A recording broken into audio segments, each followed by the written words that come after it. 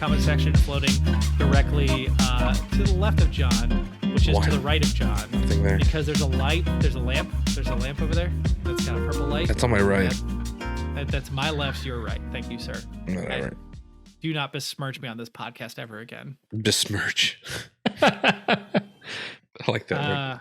Thank you. And now I think we're going to... I'm cutting it, Mark, because you didn't fucking answer my question. I got to take a piss like a motherfucker. And I was like, Mark, how do you want to do this? I need to take a break. All right, Mark, how do you want to do this? 1, 2, 3. I think that's good enough. Now it's time for my topic of the show, the final topic, which is about CD Projekt Red. Dun, dun, dun, dun. Sadly, they were hit with a cyber attack. Turns out the source code for Witcher 3 and for Cyberpunk 2077 has been stolen, as well as company documents. Could you say they were cyberpunked?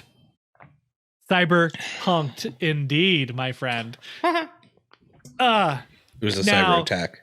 But yeah. A little kidding aside, most kidding aside. Shut up, John. There are concerns for the employees right now that their personal data has been leaked because they got into the CD Projekt Red server. Now, CD Projekt Red says at this point in time, they have no reason to believe that is the case.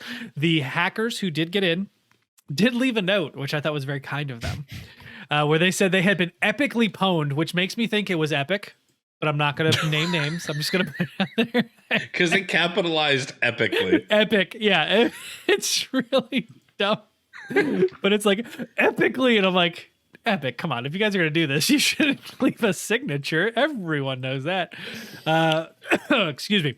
Says, quote, "You have been epically pwned. We have a dump full copies of your source code from your Perforce server for Cyberpunk 2077, Witcher 3, Gwent, an unreleased version of Witcher 3, which a lot of people are speculating is the next-gen iteration of it. We have also dumped all your documents relating to accounting, administration, legal, HR, investor relations, and more." The HR one is definitely the biggest concern right now, right? Well, legal too, because any partnerships they would have had or any backdoor deals that no one needed to know about that will piss off all their investors. Isn't their class action lawsuit still pending on them right now? Correct. I think the bigger issue, in my opinion, is still HR because you have to protect your company. You have to protect your people who are working for you. If they have social security numbers or whatever the equivalent is because they're in Poland, so I don't know what their identification numbers are, but whatever that may be, along with other personal information, that's a big concern. You also have contractors. That's a big concern. The other thing, too, is that CD Projekt Red is like part owner, if not full owner of GOG, which is Good Old Games, which is a storefront, which means they have consumer-facing information. They do believe that was not... They said that the game-related stuff, like our information, shouldn't have been leaked, but that I don't remember.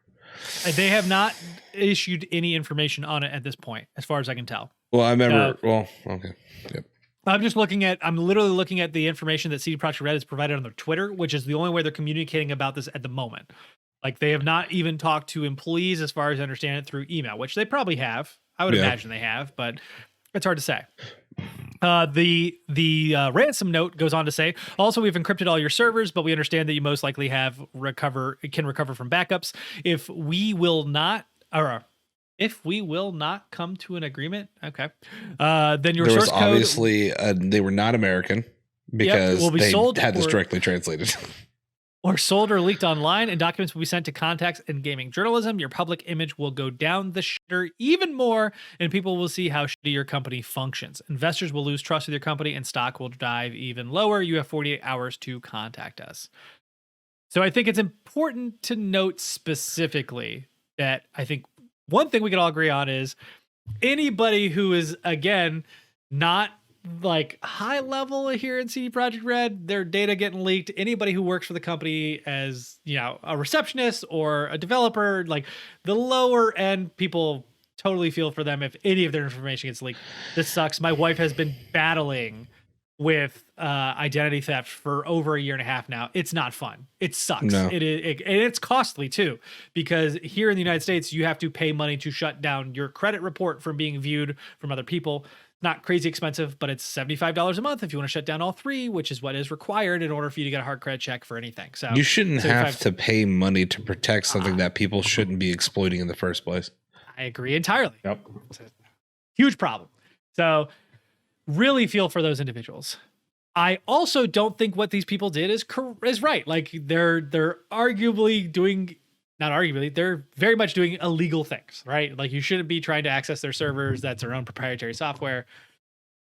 All of that is very important to state, because I also do think that unfortunately, when you deliver this level of hype and then also don't deliver on it and continue to just piss people off, this is what happens. It reminds me of very, very weird analog, which a lot of people will be upset with me about. But honestly, the attempted coup on the 6th of January here in the United States, right? You had people in our government, including our president at the time, who was like, hey, we should just get rid of him. It's fine. It's no big deal. They got there and then realized, oh my God, this is not what I wanted at all. And now they're all in trial. It's not an exact 1-to-1, but it does remind me very similar of like, hey, we're going to hype up this product. You should enjoy it. I don't think we should have gotten there, but that's cool. Oh, what do you mean they shouldn't have gotten there? We should have gotten there. I don't think that is necessarily a great example. But that was all. Yeah. Okay. Sorry. Well, then I take my example back. It's no longer an example. John, go ahead and talk. It's a sore spot right now. I'm just like, I don't want to. It is a sore spot. I agree, which is why I was trying to tread a little carefully. Like again, this is a very odd circumstance. I feel for the people who work at CD Projekt Red. Yeah. Holy, like same thing happened to Sega not too long ago. They got infiltrated. Their stuff got spread all over the internet, or was it released or not? I don't remember. I don't remember anything too crazy coming out, so I can't say. But like your source code is, I mean, Mark, you can speak as a developer. Like, one, your source code's never perfect. So anybody who's looking at that and finds even the most insignificant issues with it, it's going to be hurtful. Well, the other thing too is, so like investors are not going to care about what your source code looks like. No, they don't care. They care that it works. That's it. Yeah, most of them probably don't even know what source code is. No, in this instance, it would be mostly what John was talking about. Whereas if they're stealing the investor files here and they're actually leading to like actual deals that are happening that have not been announced yet, that's what they'll be pissed off about. Yeah. I mean, if they've got access to their communications, like internal chat stuff, like if it's through Slack or through like HipChat or something like that, that's, you know, like a platform they use for communication that they found access to. Oh shit! Yeah, how about any and all sexual harassment lawsuits that got settled after the fact that they were trying to keep hush hush in order to stave off, bad publicity for the investors, and that money just basically got blown out of the water and is just being released anyway. Wow, we have a dude that literally had 13 settlements in a year. What are you doing? Yeah, I mean, I think that CD Projekt Red's, I guess, placement or idea of, we do not negotiate with terrorists, is admirable, but it's not the right move. I don't know if it is or not, because there's no guarantee that these guys will do any of the sort. I mean, most people say don't pay anything anyway, because they're not going to.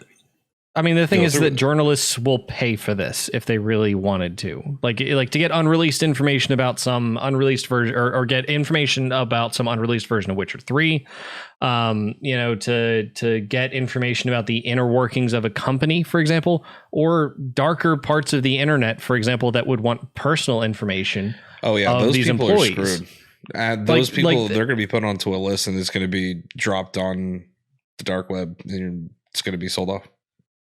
I mean, it's going to get sold off one way or the other. The question is CD Projekt Red actually going to pay for it, which they've actually publicly said that they're not going to, or is this other organization just going to say, or a group of actors, whatever it is, going to just go somewhere else and say, okay, that's fine. We'll sell it off somewhere else and you'll have to deal with the ramifications on the other side of this. I have to wonder, because there's been a lot of people that have, this is obviously all speculation, but people at CD Projekt Red talking about crunch, bad work environments, all this other stuff.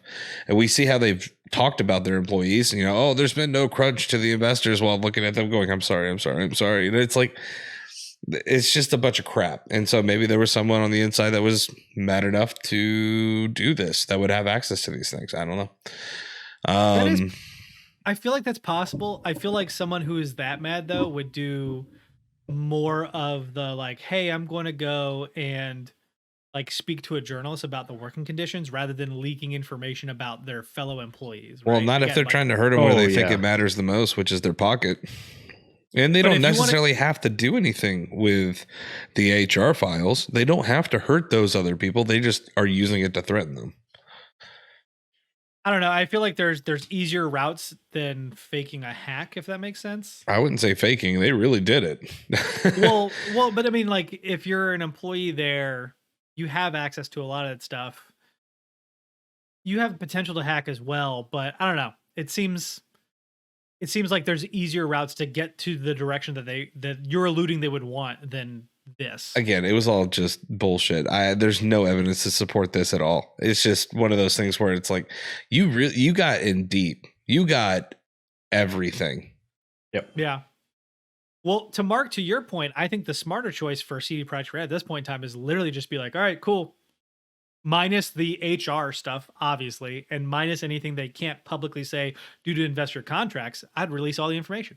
I'd put out the Witcher 3 is already sold through the roof. You're getting sales, sure, and you will continue to get sales. But what's the harm in putting the code out there? Like, who cares? I mean, you could straight up just like ruin their selling power, in that respect. But personal information about employees or legal information about the company, intra-company communications, like that stuff is still 1,000 times more valuable than looking at the source code of the game itself. But you also can't guarantee that those people are going to give it to you when you give them the money.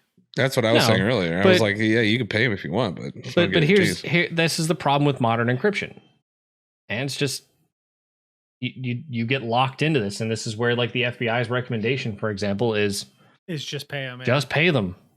Like, that's your best shot. Like, because encryption is good enough that, as long as they're using some form of modern encryption, which, fun fact, any computer can do now, or better yet, your own servers can encrypt themselves. Like, there's nothing you can do about it. So just pay them. Unfortunately, the last part of this letter just to me says the investors will lose trust in your company. Your stock will go even lower. I mean, that's like, okay. That's the real punch. That's what I want you to know. That's what I want you to remember. Yeah. It feels very personal in that regard. Yeah. And, the gaming journalism threat, leaked online documents, source codes, all this other stuff. Like that last line, investors will lose trust in your company and your stock will lower. You have 48 hours. And it's like, it just seems like, fuck you. Yeah, I agree. So. I agree. I think it's, again, if you're an employee there, you should 100% cover yourself up. If you shop on GOG or you have I don't know if The Witcher or Cyberpunk require like an online service you have to sign up for. A lot of modern games do. I recommend as a consumer that you protect yourself, change the password, do whatever you can in those services. I know they've said this publicly multiple times, that information is not leaked. Do not take that as word.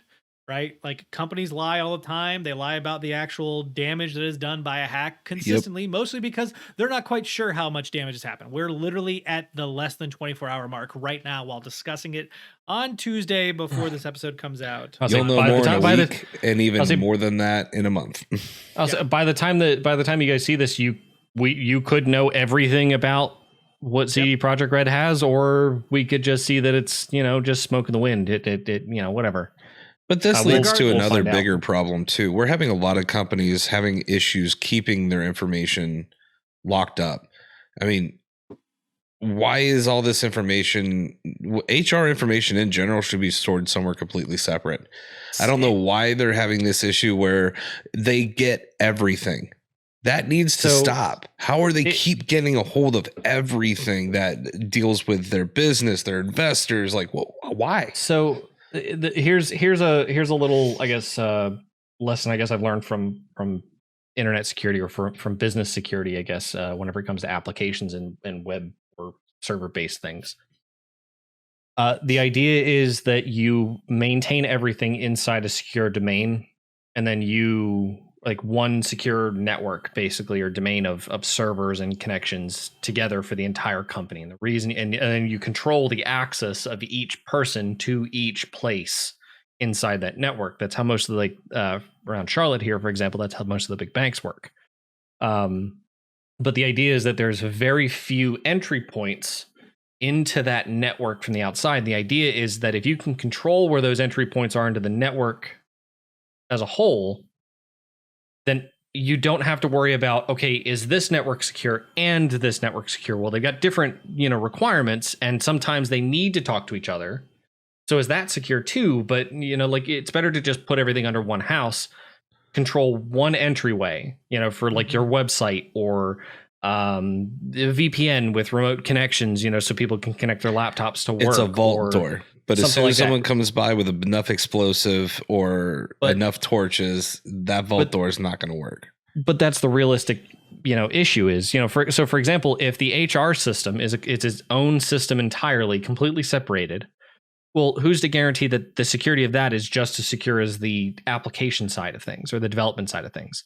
Well, it also depends on what people want. Do people want the HR information, or do they really want everything else? And is it even worth it? And to be honest, but the other thing too is security principles for the two networks are probably going to be the same regardless. Yeah, I guess that's fair.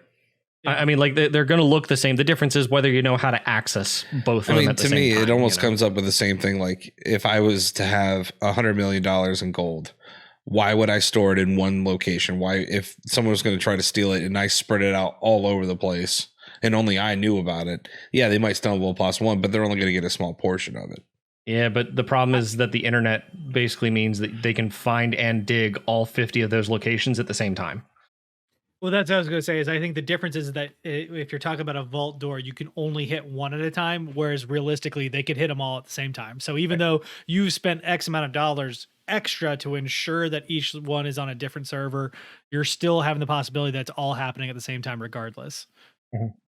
I do agree with your principle. I think that's actually not a bad idea. It's something that I haven't really thought about a whole lot, mostly because the companies I've worked for. I just don't see them going after that information going, no, I want this too. It would be like, if they got a hold of everything else, they'd leave it alone. But your impact would be so much more minimal.